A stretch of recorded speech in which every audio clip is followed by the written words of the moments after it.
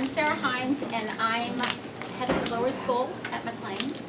And I see a lot of people I know, and I see a lot of new faces. And I have been at McLean for a year and a half. Before that, I was a reading teacher, reading supervisor, learning specialist at many schools in the DC area, public and private. Teaching in the LD program in our Department of Special Education. So I'm glad to be here. And what I'm going to share today is a technique to teach reading to students who have limited decoding skills, sometimes beginning readers. And it is an excellent program to use with students who have not found success in what best practice tells you should be done to teach students with learning disabilities. Somebody who needs a little something different. So it's using song lyrics to improve decoding skills and also fluency skills. I've used it with a lot of kids with a lot of different issues, and it's easy to adapt, and I found it successful with first graders on up to adults. So if some of you are working with older students, I'm in the lower school, so most of the pictures are little people, but I originally used it with older students. I think everybody knows that lots of students in elementary school, whether or not they're in special ed or in an inclusion class or just in a general education class, are reading significantly below grade level. Many students don't have basic reading skills. And if they don't have the basic reading skills, or even if they have the ability to decode, they're not fluent. And fluency is, of course, incredibly important. This is 2013 National Association of Educational Progress data. What's the matter? Okay. Anyway, they are sort of the watchdog, and they randomly test students to kind of see how they're doing independent of the state testing. And 66% of fourth graders are below proficient, which is the goal in reading. And it's worse for eighth graders, and it's worse for 12th graders. And that means that they can't interpret a text. They can't read and interpret a text. And one of the reasons they can't interpret it is that they are not fluent decoders. So that's why I'm very interested in decoding, because without decoding, even though it's not the goal of reading, without fluent decoding, the child is using too much cognitive energy, so they can't comprehend what they're reading. So what I found most interesting in reading is really teaching kids to decode, because I think it's so important. And then working, of course, on the comprehension.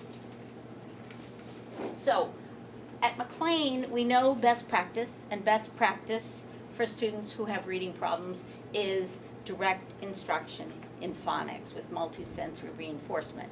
And we know that. However, there are a number of students, actually 6%, who get the best remediation and they don't respond. Those are often the students who lack the phonemic awareness skills, the inability to blend, the inability to discriminate sounds, and so they need something different. Because those of us who work with students with reading problems, reading differences, learning differences, know that there's no one answer for what works with every child. You have to try different things.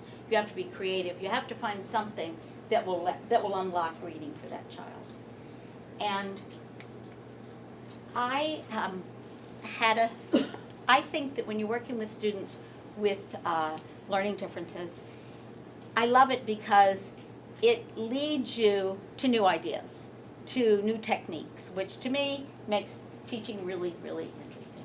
So I had our challenge as inspiration is how I like to think of it. And when I was young, not that young, but pretty much younger, I worked at a school for students with learning disabilities, learning differences, and I worked in the lower school, but I was the reading specialist for the whole school. And my boss told me that I was supposed to teach a little 16-year-old girl who was a non-decoder to read. And so I said, okay, and she came up, and she was great. She was president of the student council. She was really funny, really verbal, very popular, and she couldn't read anything. And she'd been at the school for several years. So she came in and she said, I just want to tell you now, I don't know how to read. I'm not going to learn how to read. I don't care. I don't want to do any, I'm not doing it anymore. It doesn't work.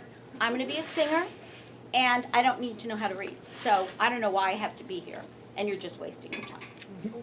So because I thought I needed to please my boss, I said, well, let's give it a try. And I said, but if you want to be a singer, don't you need to know how to read the lyrics to be a singer? And she said, what's that have to do with it? What's reading have to do with singing lyrics? I thought, guess she knows all the lyrics in her head. So I thought, what could I do? And I said, well, how about if we do something that has to do with lyrics and music? And she said, okay. So I said, what's your favorite? Who's your favorite singer?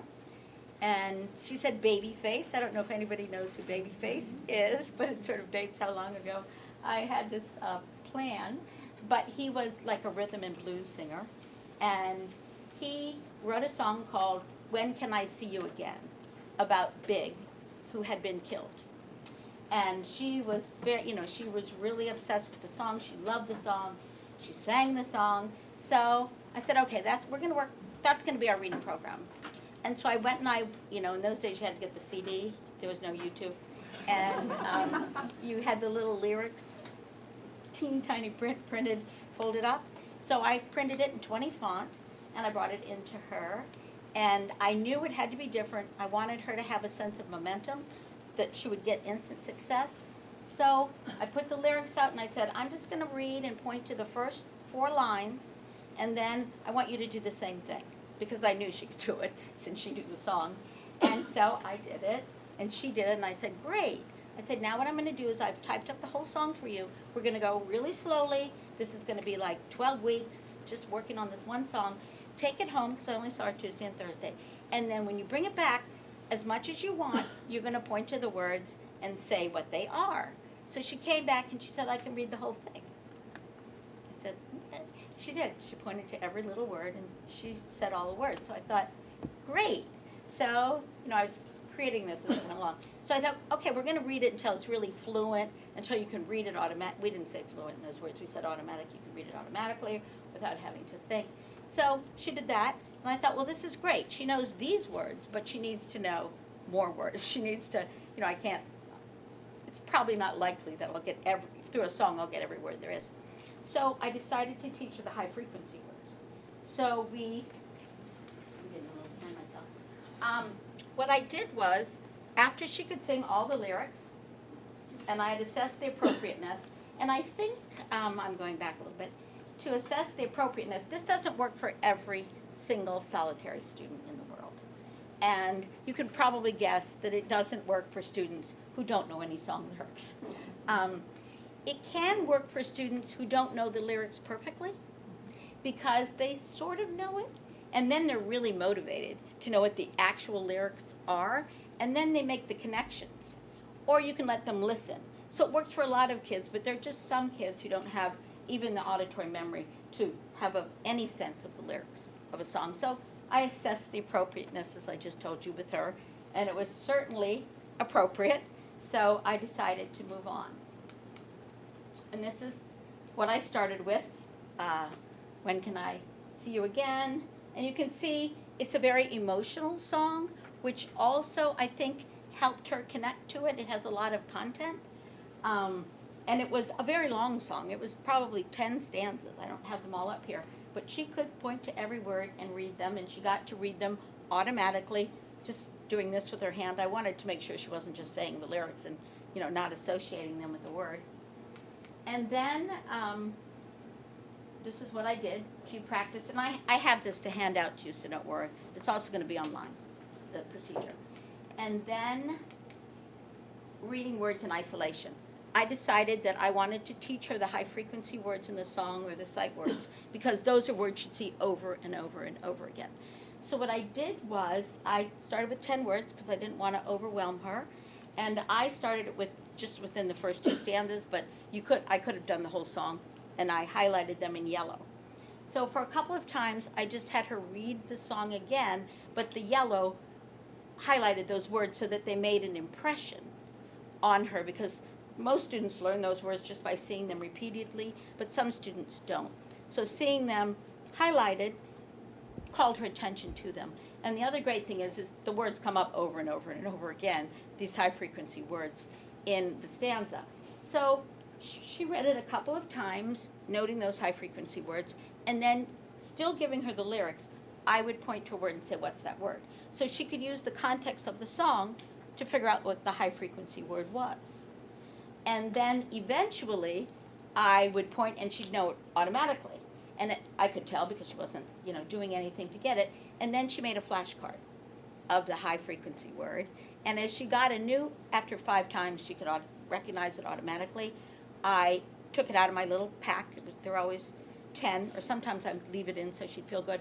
And then I would over-highlight it in like more of a mustard, so she could see all the words she had learned. And then there'd always be 10 new ones. So we did that for a while. And for example, these are the high-frequency words that I don't remember exactly, chose in this song, the ones that are in sort of the orange. And you can see when comes up over and over and over again. So she could see that word a lot of times, over a couple of times again. But these are words that are hard for her. She could not read these words at all. So we did that. We were finished with that and 2 stanzas. And then I thought, well, this still isn't enough, because there are other words that aren't these high-frequency kind of sight words that are phonetically regular that I want her to be able to decode. But I knew she didn't do real well with phonics, and I knew that I did not dare try to do phonetic decoding with her, because it would have made her shut down. She had so much anxiety about it. She'd been beating her head against the wall. And so I decided to use rhyme pattern words. And I have always thought that rhyme patterns were a great way to teach students to read who couldn't do phonics, because it's a lot easier. For example, the rhyme pattern, if you can read cat and you have a little keyword of cat, then you just flip that first consonant if they can hear the rhyme: cat, rat, sat, mat. And then she and we'd pick that word from the song and then determine other rhyme, they're called rhyme neighbors in that family. So I'll show you in a second.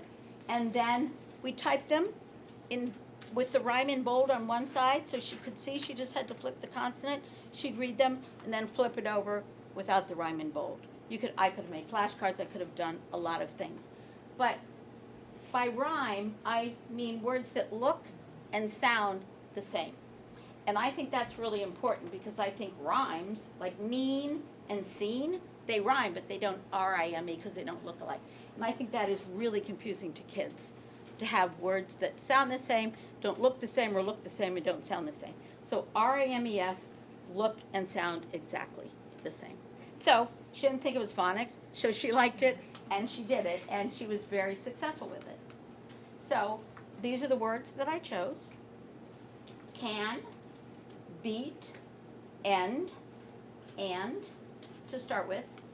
Those would be the rhyme families: can, man, fan, tan, beat, heat, meet, seat, neat, treat. That's one that has a lot of friends or neighbors, rhyme family neighbors. But there are many words, and they are phonetically regular. If it's a rhyme, it's phonetically regular, or otherwise you wouldn't be able to find any neighbors. There are a couple that, like the EA, you can get that is a rhyme that's not really, in certain cases, phonetically regular. So she did this. We went through the whole song. We had a whole lot of rhyme families, and she got it. She learned how to read. We moved on to another song, because Babyface has a lot of songs, and that's what she wanted to learn. And she ended up doing really well. Oops, what happened? Oh, it went crazy. Okay. It's not behaving.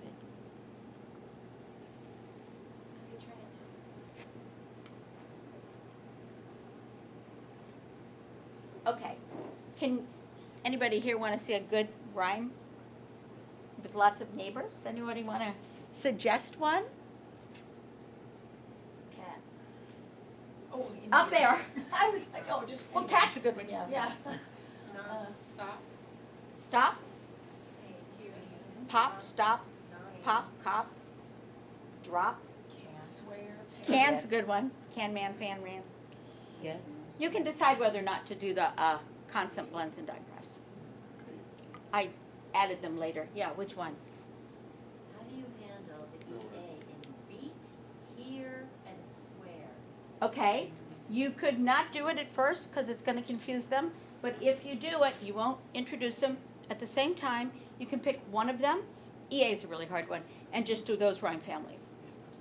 And they know the keyword, and they'll associate those, but that's hard for them. But then later on, you can do the other one. But you don't want to do them. I know lots of people teach them at the same time. I don't, because memory, it's not good to have things introduced at the same time that are conflicting. It confuses kids. But yeah, that's the problem with English. But at least here you're grouping them so that the kid doesn't have to figure all that out. So stop, hop, hop. Yeah, stop's a good one. Stop's a good one. And I chose end because sometimes they get confused because it doesn't have, it's called the onset. It just has the rhyme. So when you add the consonant, they get a little bit mixed up. But I wanted her to get that. You know, you can still have a rhyme even though there is no onset to the rhyme. Okay, so we've used it here at McLean with students. We've used it, I'm in the lower school, so it's been lower school. It's third graders, fourth graders, second grader. We've used it in little groups of students in first grade and kindergarten. And Melanie's here. Melanie she was into karaoke, and it's wonderful. And she also made this PowerPoint so beautiful for me. But anyway, she did a lot of karaoke with our students without all the onsets and rhymes and all of this, and they love it. They got to sing and dance. Right, Melanie? Right. It was very successful. So we do like having the music here, but we do it works really one-to-one.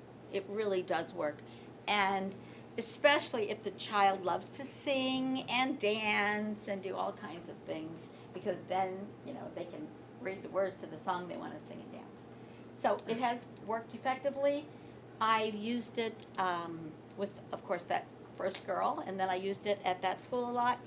And I did it with a school that I was the reading specialist at, where it was a religious school and the children knew lots of little hymns and things. So they learned how to read the hymns, first graders.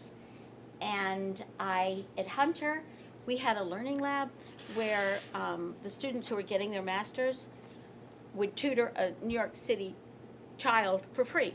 So they were students, they had to have a learning difference or a reading problem.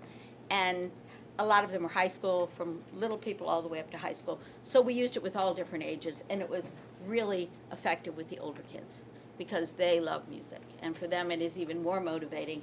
And for those students, they were so beaten down. You know, they really didn't want to try reading because they've been trying for so long and not really getting good instruction either.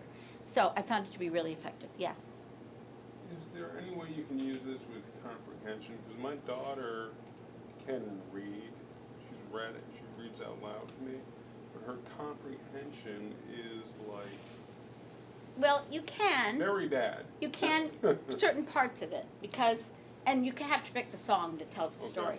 But it's really good for vocabulary. I talk about that later. You can use it for vocabulary, and you can use it for identifying with the character. How do you think the singer or whoever wrote this song feels? You know, that kind of thing. You can use it for specific things. But a song, because it's usually not as linear, some of them are. You can say, what happened? You know, what's the main idea? It's higher level if you're asking. It's really high level if you ask the main idea of a song. It's harder than the main idea, I think, of a story. But yeah, you can use it for anything, I think, because it's so motivating. And especially, I don't know the age of your child, but the older, the more interested, I think. And now I want to talk about why it works. I have to say that when I did it, I didn't really know, I kind of knew it would work, but I didn't know in a way that I could verbalize exactly why it worked. But having done research on it to figure out why it worked so that I could write it up, I now know why it works, which I always sort of thought. First of all, and this I already knew, the importance of music. This is an 11-year-old girl. She's president of the music club. She doesn't want to be without it. It's not like food. You wouldn't starve, but it makes my life worth more. Children love music. The hours that they listen to music are astonishing. It's such a part of their life, and almost every child. And the rhythm, the contrast, the patterns of music help the brain in encoding and remembering. It's much easier to remember the lyrics to a song than like a paragraph. They're much easier to remember. So even those kids that can't memorize something can memorize lyrics to music, especially if they hear it with the beat and everything else. And also because they have meaning and they have emotional meaning, it's easier to recall them because they really are stored on a deep level, I think. So I think there are lots and lots of reasons. And I think the thing that I like so much about it is I think reading is a process of discovery. Nobody learns to read in exactly the same way. You can program and this lesson and this lesson and this lesson and this lesson, direct instruction. But until they have like a eureka moment and get it, they're not ever going to be able to read. They might be able to go back, but they're never going to get beyond that until they start to see that reading actually does make some sense, that you can generalize about reading. So it is discovery. It's a type of learning where they discover, oh, that's the word when. Oh, when. So that's what the other thing that I like about it is that it has that discovery. And you aid the discovery because the song has so many clues. They already know the words. It's in context. They're phonic cues, so they can really put it together because you're programming actually for success. And it's also what I call the tip of the tongue. You kind of know it, but you just can't get it out. And this little boy, I think, explained it well. He said he has this humming music inside his head. They're just there, just below the surface. He sings in his mind, not out loud. So I think we all know that songs are such a part of our life. I find myself having the lyrics to some song that means something that I don't even know I'm thinking about in my head all the time. So I think you're really connecting to the kid on a level that makes sense to them and means something to them. I chose the high frequency words because based on my experience teaching students with reading problems, those are the hardest words in the world for them. They are abstract. For example, what? Can you visualize a what? Well, you might see a question mark. Then? Let me visualize then. So they're really abstract, and you can't really put them in a context other than like some long sentence, and they look so much alike. That, then, when, where, what. These are like, some people call them demon words. Anyway, they're the hardest words of all, and this is a great way for them to learn them because, you structure it for them. So I chose those because they're also words you see over and over and over again. I think they're like 40 words that make up 50% of all the, they just are repeated like and the and a over and over and over again, of, from. So that's why. And that's really getting light. But anyway, rhyme patterns. As I said, I think rhyme patterns are a wonderful way to teach students with learning problems because, first of all, they're more accessible. I'm going to talk more about this. More reliable. They're always the same. They don't, they don't switch around. Short vowels are really, really hard for our kids. It's the last thing they learn. Short vowels. And the other thing is they're always distorted, even slightly, by the final consonant. So it's always a little bit different when you put that consonant on the end. The rhyme is consistent. It's got that consonant on it always. So the sound is always the same. They don't really have to blend. They can just flip that first letter, the onset, to make a new word using the rhyme. It invites the generalization. And it's how successful readers read. Also, they don't have the negative associations. They don't have all the mixed up schema about reading in their head because it's different. It's something new. So, accessible. This I find amazing. Children can do onset rhyme tasks before they can do phoneme level.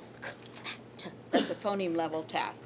Onset rhyme, it's the word, and then the onset rhyme, and then the phoneme in terms of what they can hear, what they can discriminate, and also what they can put together. So to me it makes sense, why not give them the easier thing first and the harder things second. And they can hear it.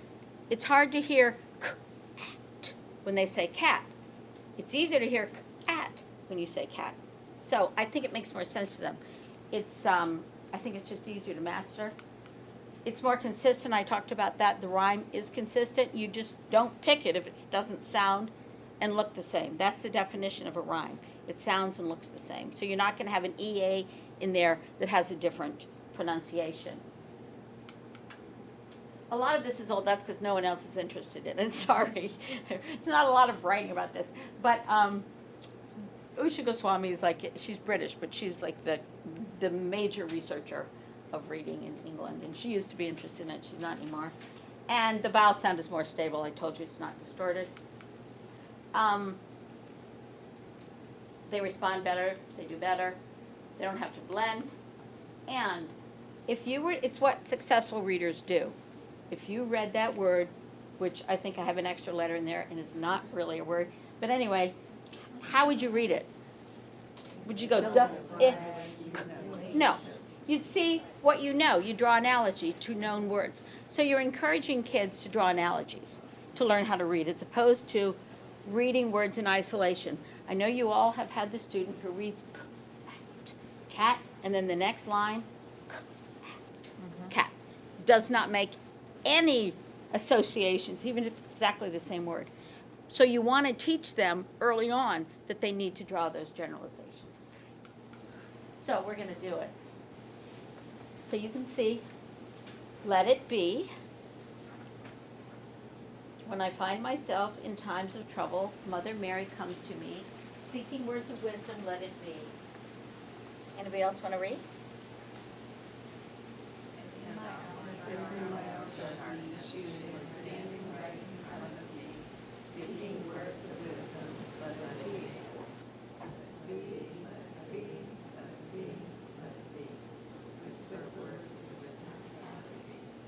And the thing you have to be really careful about, what I discovered is every time they sing the song, the lyrics are a little bit different, or the stanzas are different.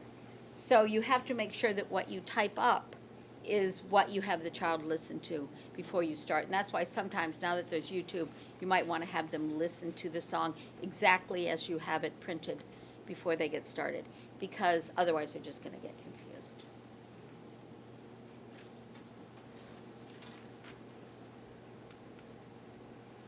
And these are the sight words that I would choose. I don't know why one's yellow.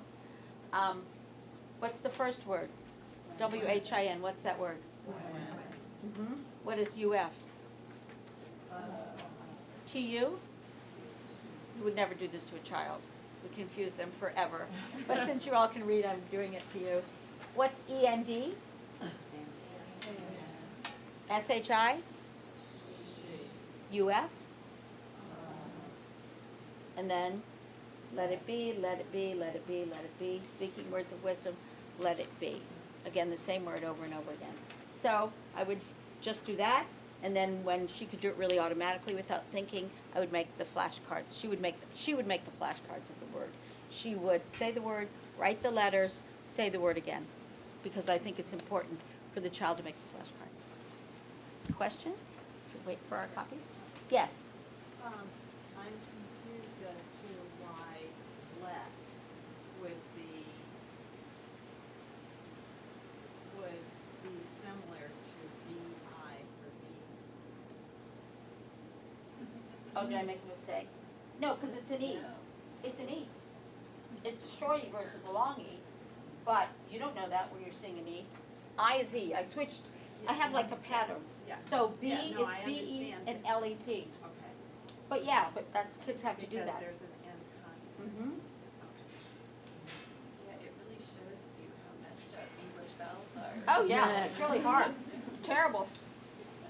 And maybe you wouldn't do that. You know, I just switched every vowel, you know.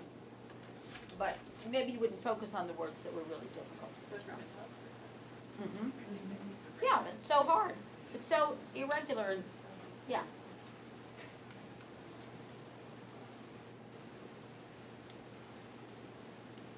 And I would, if it was standing, I would just use the ST END, the stand, and do a rhyme. I usually leave off the INGs. Okay, so now,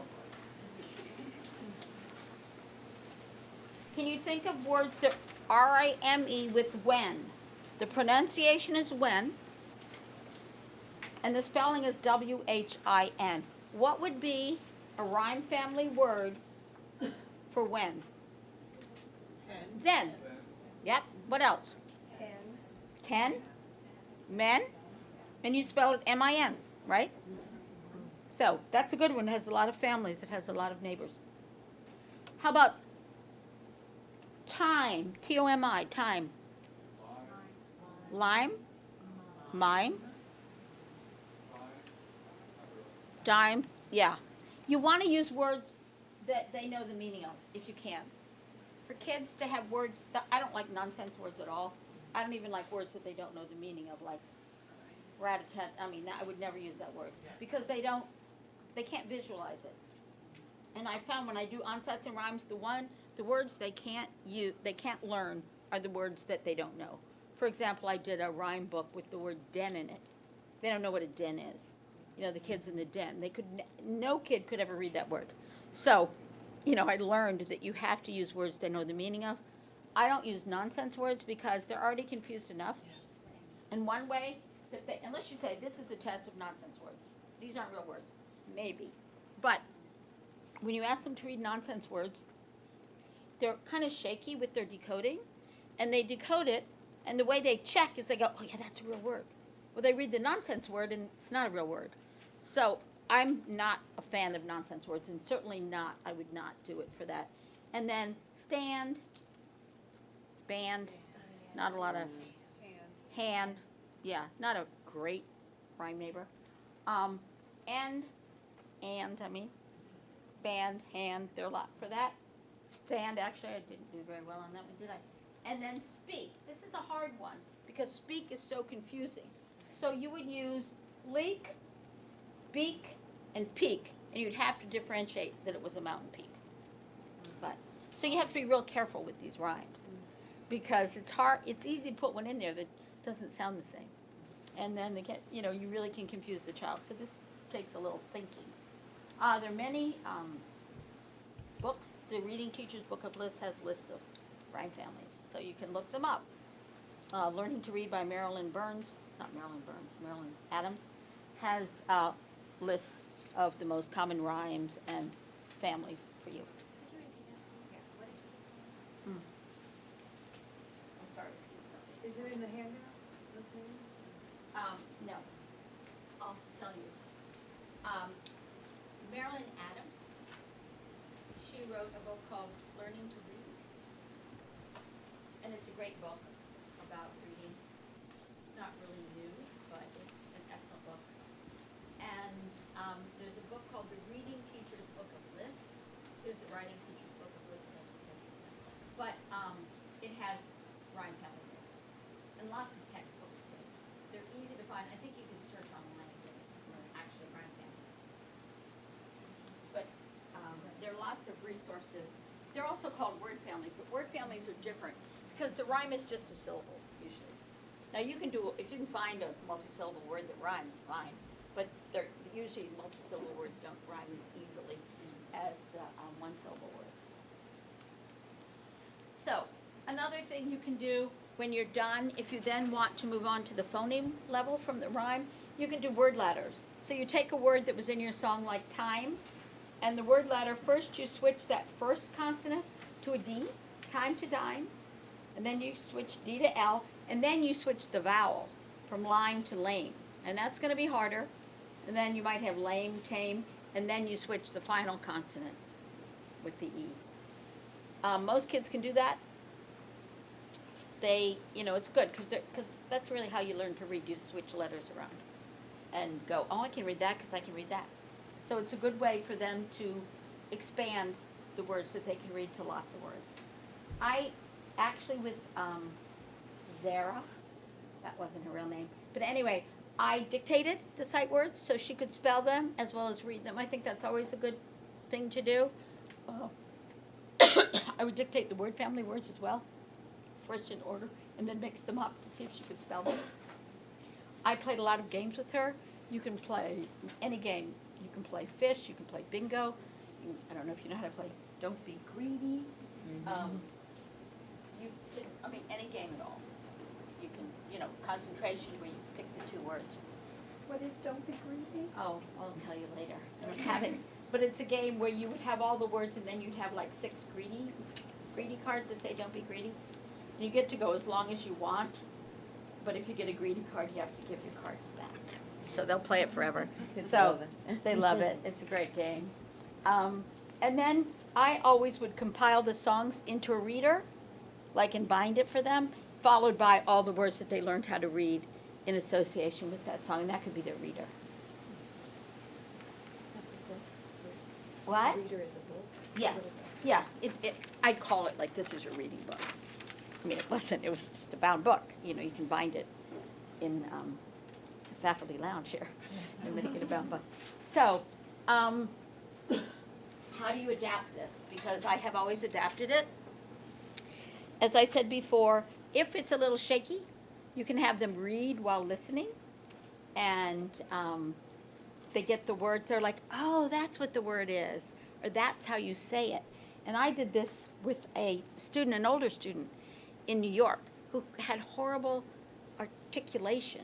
He wasn't hearing the words correctly, and so to kind of hide it, he kind of talked, like cool, like that.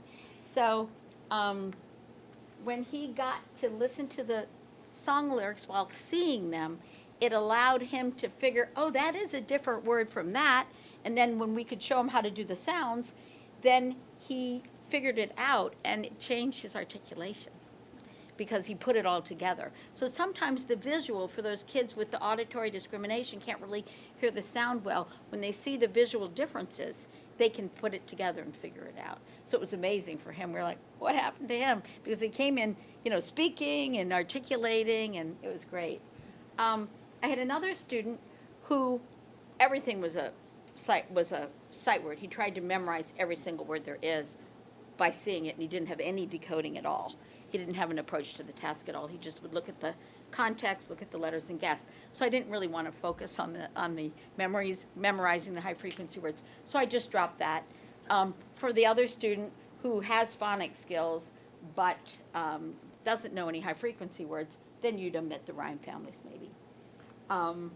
But it is good for those kids who, I call them like hooked on phonics, where they're over phonic decoding every single word laboriously. This will speed them up, focusing on the rhyme families, because they're putting together, it's just easier. It becomes more automatic for them. As I said, you can do vocabulary work easily. You can do some comprehension work depending on the song, but always, how do you think the writer feels? How do you think the singer? What's the emotion? And then talk about why they're feeling that emotion, and if the students ever felt that emotion.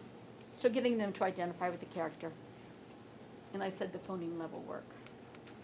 Here's a word ladder. This will be up on the Cecily's workshop online through McLean, and you can unload this PowerPoint.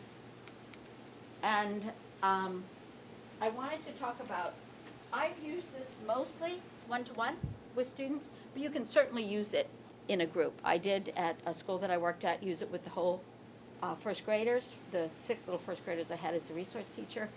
And you just use chart paper, and they sing it together, they read it together, and then you then give them the individual printout of the words for them to practice on their own, and then they can share, read with a buddy.